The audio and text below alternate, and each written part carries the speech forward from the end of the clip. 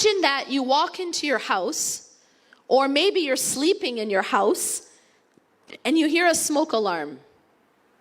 Yeah?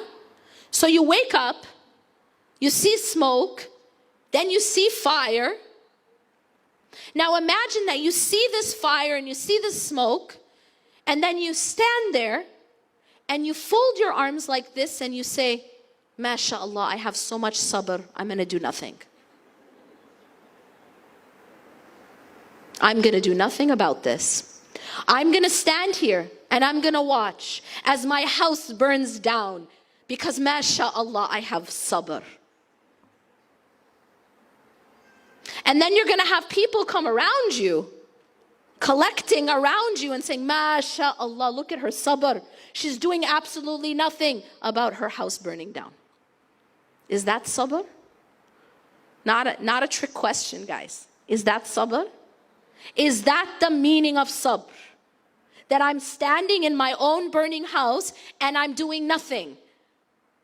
That's not what sabr is. What should I do if there's smoke and fire in my house? Anyone? Get a fire extinguisher. Call the fire department. Get some water. Do something, yeah? And that is your sabr. Because we have this myth, we have this misunderstanding that sabr means go back to sleep. Your house is burning down, have sabr, sister, go back to sleep.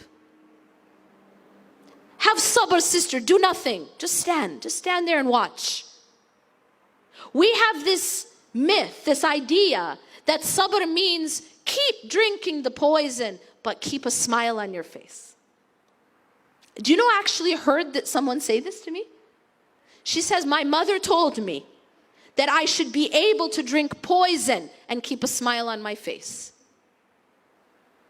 This is a lot of our culture, but it is not Islam.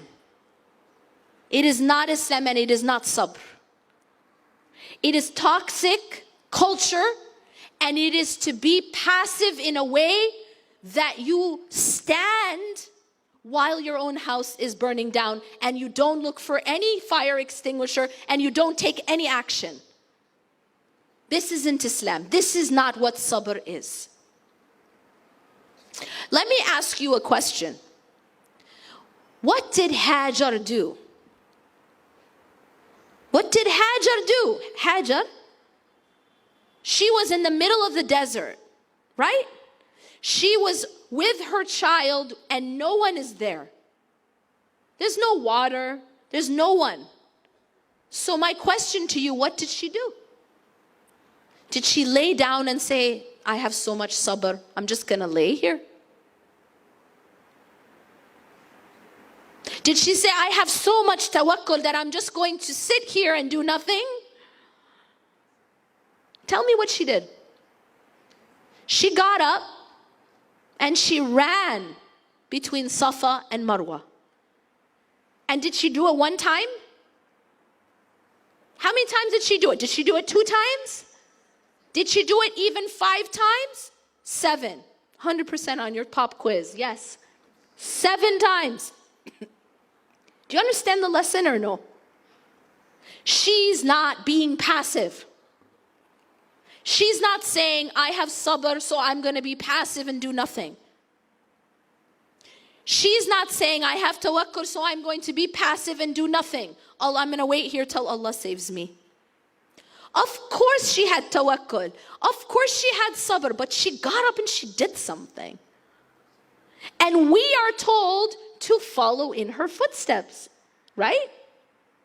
You cannot complete Hajj or Umrah, man or woman, without following in her footsteps.